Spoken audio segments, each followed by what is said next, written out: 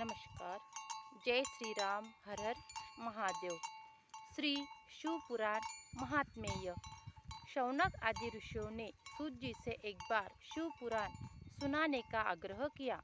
सूत जी ने ऋषियों से कहा, आप सब धन्य हैं जो आपके हृदय में शिव जी की कथा सुनने की इच्छा जागृत हुई। इस शास्त्र का वर्णन भगवान शिव ने अपने श्रीमुख से श्री सनत कुमार से किया था, इसीलिए इसे शिव पुराण भी कहते हैं। इसके पठन, मनन और श्रवण से कलियुगी मनुष्य का मन शुद्ध हो जाता है तथा शिव पद की प्राप्ति हो जाती है। जो फल दान एवं यज्ञों के करने से प्राप्त होता है, वही फल शिव पुराण के श्रोताओं को प्राप्त हो जाता है। इस ग्रंथ की 7 संहिताएं हैं, जो इस प्रकार है: विद्येश्वर, रुद्र, शतरुद्री, कोटि रुद्री, उमा संहिता, कैलाश संहिता, वायु संहिता, आत्मवेत्ता। मनुष्य को इस पुराण का हमेशा अध्ययन करना चाहिए। शिव जी की अनूप लीला। मैना हिमाचल से बोली, मैं शिव जी की अनुपम छटा को देखना चाहती हूँ कि उनका रंग रूप कैसा है। इधर भगवान शंकर मैना की इच्छा को जान गए। देवगणों से सुसज्जित बारात आगे चल रही थी। उसमें अप्सराएं आदि नृत्य कर रही थी। मैना ने विष्णु को देखकर नारद से पूछा, क्या ये ही शिव जी है? नारद जी ने पीछे आती हुई भूतों और गणों की टोली में भगवान शिव जी को मैना को दिखाया। उस समय शिव जी के 5 मुख, 10 भुजाएं और विरूप शरीर आदि थे। शिव जी को देखकर मैना भयभीत हो गई और मूर्छित होकर पृथ्वी पर गिर पड़ी। मैना को मूर्छित देखकर अनेक दासियां दौड़कर आई और अनेक उपचार करने लगी। होश आने पर वे रोने लगी और अपने पुत्रों, पुत्रियां, नारद, सप्तर्षि आदि की निंदा करने लगी, क्योंकि उन्होंने ही पार्वती को शिव का प्राप्त करने के लिए उकसाया था। मैना बोली, अब मैं क्या करूं? मुझे यह कौन सा दुखमय फल प्राप्त हुआ है? लोग मुझे क्या कहेंगे कि मैंने किसको कन्या सौंप दी? तब नारद जी ने मैना को समझाया कि तुमने शिव जी का स्वरूप देखा ही कहाँ है। तुमने जो देखा था वह तो उनकी लीला मात्र है, इसीलिए तुम क्रोध को छोड़कर कार्य प्रारंभ करो। इसके बाद मैना को इंद्रादि लोकपालों ने समझाया। मैना का क्रोध और बढ़ गया और वह बोली, मैं शिव जी के साथ पार्वती का विवाह कदापि नहीं करूंगी। अब हिमाचल ने मैना को समझाया, देखो हमारे घर पर सभी देवता एवं ऋषियों का पदार्पण हुआ है, उनके साथ ऐसा व्यवहार न करो। तुम भगवान शंकर के भयंकर रूप का देखकर डर गई हो। तुम भगवान शंकर के भयंकर रूप को देखकर डर गई हो। वे तो अनेकों रूपधारी है, वे संसार के कर्ता है, वे जगत के स्वामी है। इस पर मैना बोली, हे स्वामी, पार्वती का शिव के साथ विवाह नहीं होगा। मैं उसके गले में रस्सी बांधकर उसे उसी स्थान के नीचे गिरा दूंगी। मैं अपने प्राणों को त्याग दूंगी। अब विष्णु जी ने मैना को समझाया। विष्णु जी के द्वारा समझाने पर मैना का मन कुछ शांत हुआ। वह बोली, मैं शिव के साथ पार्वती का विवाह तभी करूंगी जब वे अपना असली रूप धारण करके आएंगे। शिव के सुंदर स्वरूप का दर्शन। ब्रह्मा जी बोले, हे नारद, तब मैंने तुम्हें और विष्णु जी को शिव जी के पास भेजा। तुम दोनों के द्वारा भांति भांति से शिव जी की स्तुति करने पर उन्होंने अपना अद्भुत और सुंदर रूप ग्रहण किया। इसके बाद नारद ने मैना से कहा, अब तुम भगवान शिव का असली रूप देख सकती हो। वे तुम्हारे घर में ही आ रहे हैं। तब मैना ने देखा कि भगवान शिव का स्वरूप बड़ा ही मनोहारी है। वे करोड़ों सूर्य के समान प्रकाशित है। उन्होंने भड़कीले वस्त्र तथा रत्न जड़ित आभूषण पहन रखे हैं। मैना ने देखा कि वे मंद मंद मुस्कुरा रहे थे तथा उनके कमल के समान नेत्र है। वे श्वेत शरीर वाले नंदी पर सवार है। उसके मस्तक पर चंद्रमा विराजमान है। विष्णु आदि उनकी सेवा से संलग्न है। सिर पर सूर्य ने छत्र धारण कर रखा है और गंगा यमुना चवर डुला रही है। विश्वास वासु और अप्सराएं शिव के आगे गाना गा रहे हैं। मैना शिवजी का यह रूप देखकर बहुत खुश हुई और कहने लगी, हे मेरी पुत्री पार्वती, तुम धन्य हो, तुम्हारा तप धन्य है। फिर बोली, हे भगवान, मेरा अपराध क्षमा करना, मैंने आपकी भारी निंदा की थी। सभी पूर्ववासी महिलाओं ने भगवान शिव के दर्शन किए। अक्षतः और चंदन से उनकी पूजा की गई। सभी महिलाएं अपने घरों के कार्य को अधूरा छोड़कर उनके दर्शन के लिए आ गई। वे सब पार्वती के भाग्य की सराहना करने लगी कि पार्वती साक्षात भगवान की पत्नी बनने जा रही है। सभी ने शिवजी पर पुष्पों की वर्षा की। वर आगमन वर्णन। भगवान शंकर की बारात हिमाचल के घर के आगे पहुंच गई। मैना ने झट से घर के अंदर पहुंचकर आरती का थाल सजाकर अन्य स्त्रियों के साथ उनसे मिलने आई। भगवान शंकर की शोभा करोड़ों कामदेव के समान थी। वे सुंदर श्वेत वर्ण त्रिनेत्रधारी थे। सुगंधित मालती के पुष्पों की माला धारण किए, रत्न जड़ित मुकुट पहने, मणि जड़ित कड़े हाथों में धारण किए तथा रत्न जड़ित स्वर्ण के आभूषण पहने, विविध प्रकार के विचित्र चमकीले वस्त्र पहने, चंदन अगर कस्तूरी से सुगंधित तरुण स्वरूपधारी मंद मंद मुस्कान करते हुए सर्वांग सुंदर भगवान शंकर के इस प्रकार मैना ने दर्शन किए। मैना की प्रसन्नता का कोई ठिकाना नहीं था। मैना ने प्रेम पूर्वक उनकी आरती उतारी। उसके पश्चात पार्वती श्रृंगार से युक्त होकर कुल देवताओं का पूजन करने के लिए निकली।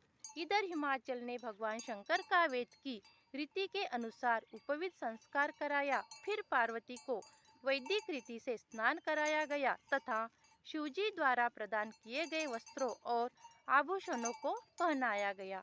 इसके पश्चात कुल गुरु गर्भाचार्य ने हिमाचल से कहा, हे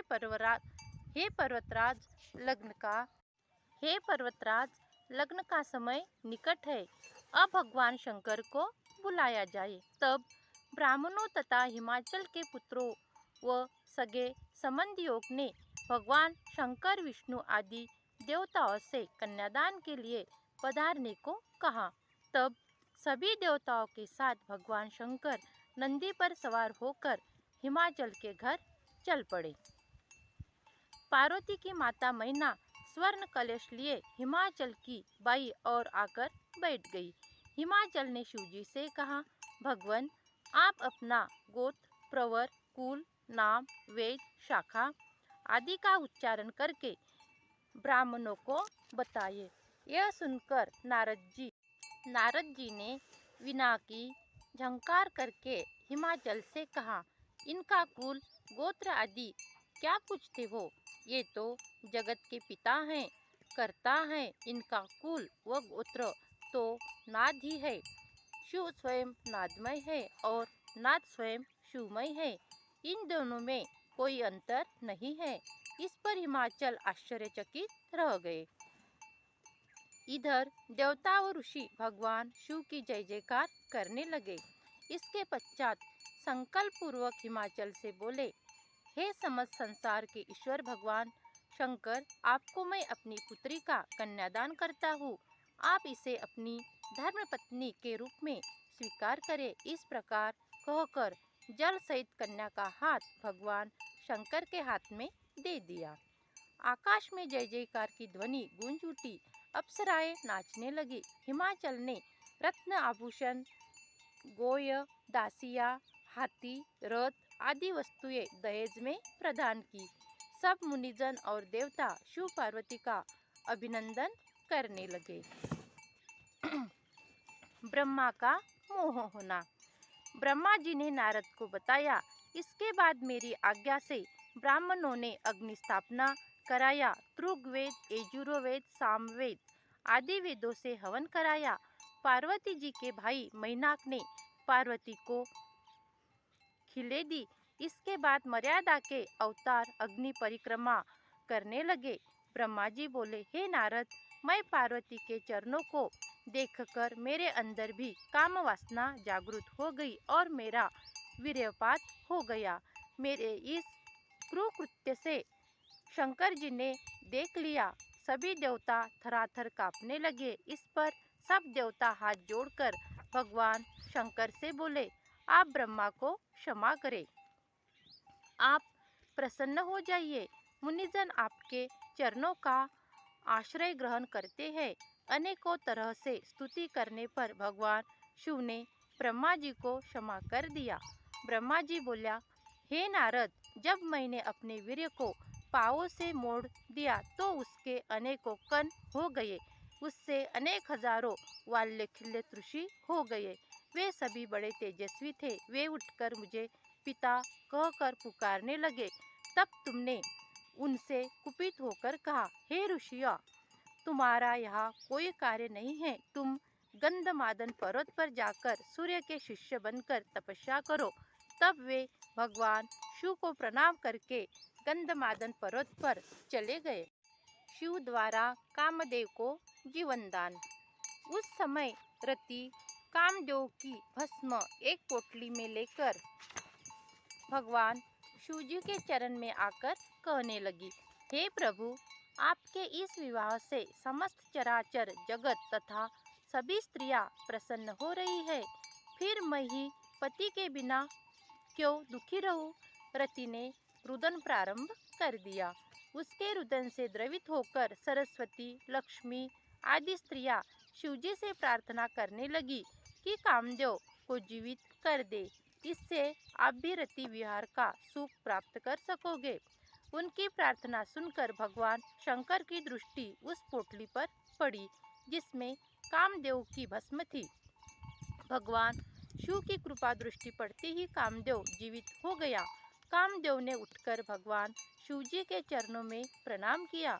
शिवजी ने कामदेव से वरदान मांगने को कहा। कामदेव बोला, प्रभु, आप मुझे अपने चरणों की भक्ति प्रदान करें तथा आपके भक्तों में मेरा अनुराग बना रहे। शिवजी बोले, मैं अब तुम पर अति प्रसन्न हूँ। अब तुम निर्भय होकर विचरण करो और विष्णु जी के पास बैठो। हिमाचल के प्रेम और आदर सत्कार को देखकर भगवान शिव अति प्रसन्न हुए और उनसे बोले, हे हिमाचल, तुम धन्य हो, तुम धर्म की मूर्ति हो। तुम्हारे पास रहते बहुत दिन हो गए हैं। अब हम जाना चाहते हैं। परंतु हिमाचल ने भगवान शिव को 2 दिन के लिए और रोक लिया। 2 दिन के पश्चात सप्त ऋषियों के द्वारा देवताओं ने हिमाचल से कहलवाया कि भगवान शंकर ने आज आने का निश्चय कर लिया है तथा देवता भी अपने अपने निवास स्थान को जाना चाहते हैं।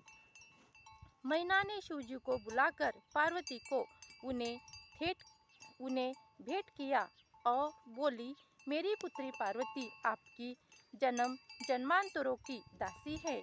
यह आपकी सेवा करती रहेगी। इसका ध्यान रखना। इसे आपकी निंदा में बहुत व्याकुलता होती है। इसे संसार का आपसे अतिरिक्त और कोई ज्ञान नहीं है। इतना कहकर मैना की आंखों में आंसू आ गए।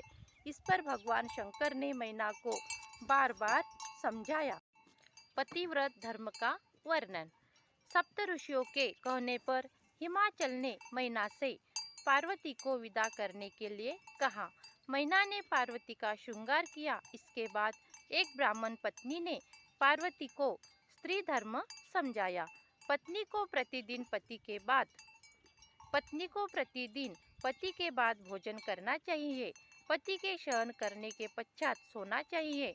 पति से कभी मुंह जोरी न करे। पति की आज्ञा का पालन करे। पतिव्रता को कभी द्वार पर नहीं खड़ा होना चाहिए। पराये घर में बिना कारण नहीं बैठना चाहिए। पति के काम की वस्तुओं को संभाल कर रखे। घर के कामकाज में चतुर होना चाहिए। पति की आज्ञा के बिना तीर्थ यात्रा पर न जाए। पति की आज्ञा लेकर ही उपवास रखना चाहिए। सोते उठते बैठते कभी भी पति को न सताए। वृद्ध, रोगी, धनहीन या गरीब, पति कैसा भी हो उसका त्याग न करे तथा पति की निंदा न करे। शूद्र और व्यभिचारिणी स्त्रियों से दूर रहे। दुख अथवा सुख किसी भी स्थिति में पति से विमुख न रहे। पति को विष्णु, ब्रह्मा, महेश से बड़ा समझे। पति से कभी ऊंची आवाज में न बोले। इस प्रकार सास, ससुर, जेठ, जटानी आदि बड़ों से कभी ऊंचा आवाज में न बोले और न जोर से हंसना चाहिए। हे पार्वती, तीनों देवों ब्रह्मा, विष्णु और महेश की प्रार्थना पर अग्नि मुनि की पत्नी से श्राप द्वारा वराह से मेरे मरे हुए एक ब्राह्मण को जीवित कर दिया था। तुम तो सर्वश्रेष्ठ हो तथा संसार का कल्याण करने वाली हो। तुम सब जानती हो, यह शिक्षा तो मैंने लोकोपचार के लिए दी है। इस प्रकार ब्राह्मणी उपदेश देकर तथा उन्हें आशीर्वाद देकर वहीं पर बैठ गई। शिव कैलाश गमन। इसके बाद मैना ने पार्वती को पालकी में बैठाकर विदा किया। सबने पार्वती को आशीर्वाद प्रदान किया। हिमाचल तथा मैना ने पार्वती को आशीर्वाद देकर अमूल्य आभूषण तथा धन और वस्त्र प्रदान किए। इसके पश्चात हिमाचल ने भगवान शिव को प्रणाम किया और विष्णु जी आदि देवों से गले लगाकर मिले। फिर सबके कुछ दूर तक छोड़ने गए तथा देवताओं से आज्ञा लेकर हिमाचल घर की ओर लौट गए। इसके पश्चात भगवान शंकर सभी के साथ कैलाश पर आ गए। वहाँ पर लोक रीति के अनुसार सभी बारातियों को स्वादिष्ट भोजन कराया गया। फिर सभी देवता शिवजी से आज्ञा लेकर उन्हें प्रणाम कर अपने अपने लोकों को प्रस्थान कर गए। इसी तरह शिवजी के विवाह की कथा अब संपन्न हुई है। अब हम रुद्र संहिता कुमार खंड, पंचम खंड, स्वामी कार्तिकेय का जन्म, ये कथा आगे की वीडियो में सुनेंगे।